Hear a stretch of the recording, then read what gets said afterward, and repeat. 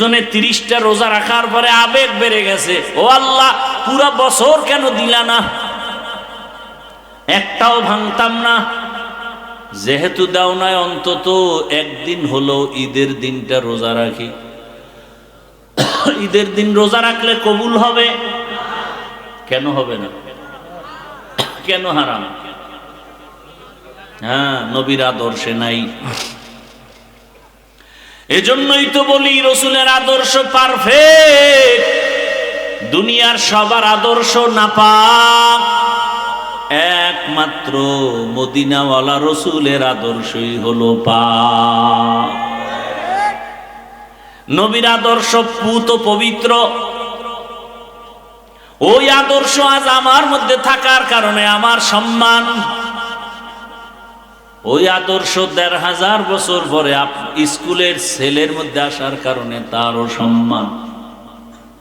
ও আমার যুবক বাবারা, স্কুলে কলেজে পড়নেওয়ালা নামাজি কি কেউ নাই? ওর সম্মান কম।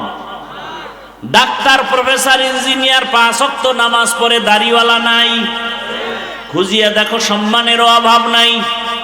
RAB, army, police, BDR, OC, DC, SP ৫ ওয়াক্ত নামাজ পড়ে, সম্মানও অনেক। অনেক চেয়ারম্যান, অনেক মেম্বার ৫ ওয়াক্ত নামাজ পড়ে। ও আমার কলিজার যুবক,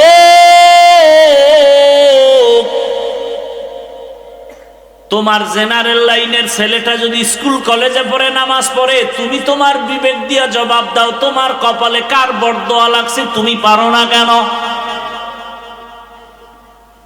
তোমার মতো সন্তান রাস্তায় গাড়ি চালায় নামাজ পড়ে, কৃষি কাজ করে নামাজ পড়ে, নদীর মধ্যে মাছ ধরে নামাজ পড়ে, তুমি পারো না কেন?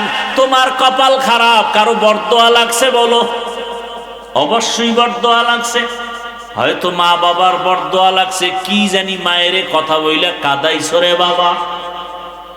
শিক্ষকের বরদোয়া লাগছে, কোন কথা বলে জানি শিক্ষকের বেয়াদবি করে কাদাইছো, না জানি আবার আলেম ওলামার সাথে বেয়াদবি করে কাদাইছো, বরদোয়া লেগে গেছে। এই ৩ জায়গার বরদোয়া লাগলে কপাল শেষ। আর এই ৩ জায়গার দোয়া পাইলে তোমার মতো সফল জীবনওয়ালা কেউ হবে না। ডাক্তার জাকির নায়েকের এত সুনাম কেন? একজন হোমিওপ্যাথিক ডাক্তার। কে জানে তার বাবা কে, কে জানে তার মা, কে জানে তার বাড়ি কই। গোটা দুনিয়া তাকে চিনে ফেলেছে সম্মানের মহাব্বতে, টাকার কারণে না, ক্ষমতার বাহাদুরিতে না। একজন হোমিওপ্যাথিক ডাক্তারের এত সুনাম, অবশ্যই ৩ জায়গার দোয়া লাগবে। মা বাবার দোয়া, শিক্ষকের দোয়া, ওলামায়ে কেরামের দোয়া। এই ৩ জায়গার দোয়া নিয়ে ডাক্তার হও, কসম আল্লাহর, সর্বোচ্চ সম্মান তোমার হবে এই দেশে। এই ৩ জায়গার দোয়া নিয়ে তুমি ইঞ্জিনিয়ার হও, সর্বোচ্চ সম্মান। ৩ জায়গার দোয়া নিয়ে তুমি প্রফেসর হও, সম্মান। আর এই ৩ জায়গার কোনো এক জায়গায় যদি বেয়াদবি করে ডাক্তারও হও, তাসলিমা নাসরিনের মতো জুতার বাড়ি খাইয়া দেশ থেকে পালায়ে যেতে হবে। এমন পালান পালাবা যে লাশটাও জমিনে আর আসার কোনো সম্ভাবনা নাই।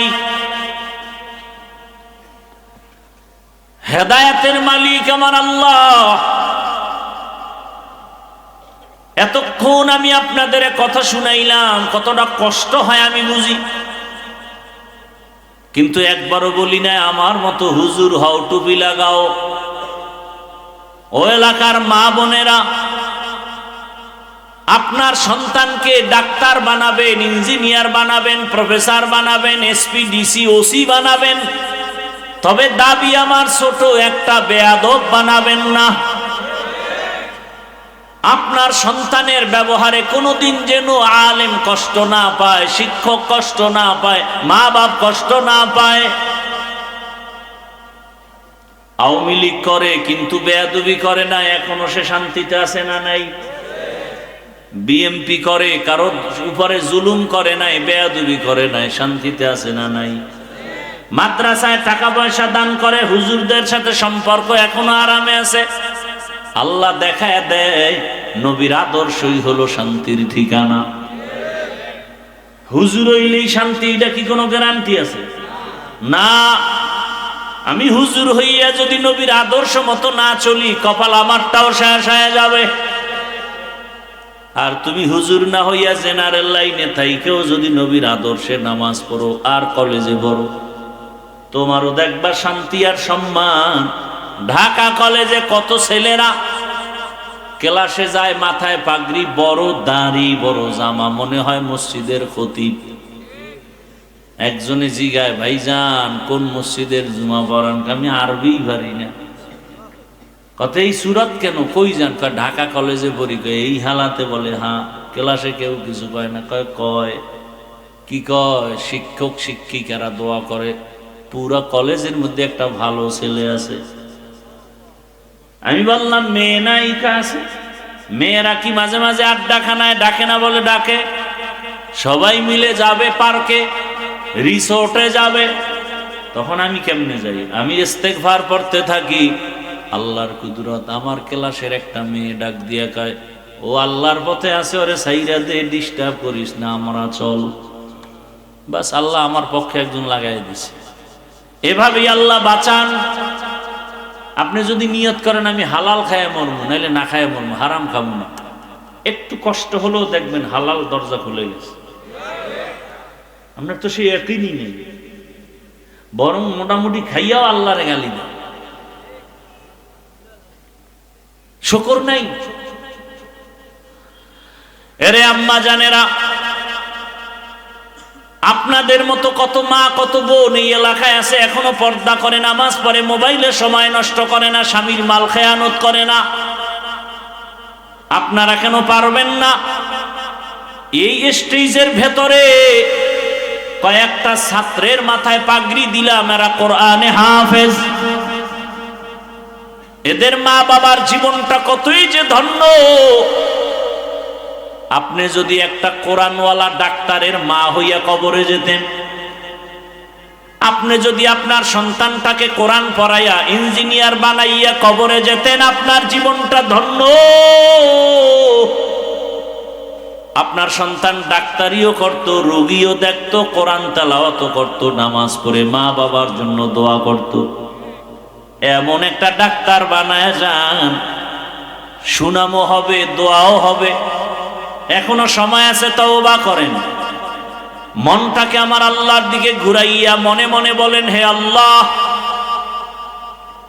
জীবনে মনের আশা পূরণ করতে গিয়ে কত গুনাহ করেছি। ও আল্লাহ, আর গুনাহ করব না, নামাজ ছাড়বো না, বেপরদায় চলবো না, মা বাবার দোয়া নিয়ে চলবো, স্বামীর মাল হেফাজত করব, মোবাইলে সময় নষ্ট করব না। ও আমার কলিজার যুবক বাবা, জীবনে তো কম দাড়ি কাটলা না, কম বেপরদায় চললা না, পার্কে কম দৌড়াইলা না, সারা রাত মোবাইল তো কম চালাইলা না, এখনো কি আশা মিটে নাই? আর কতবার দাড়ি কাটলে তোর আশা পূরণ হবে? কতবার পার্কে গেলে আশা পূরণ হবে? কত রাত মোবাইল চালাইলে তোর আশা পূরণ হবে? এবং এটাও বল, তোর হায়াতের বাকি আছে কয়দিন? এমন একটা দিন নাই গাড়ির নিচে, পানির নিচে, ঘুমের বিছানায় যুবকের লাশ নাই।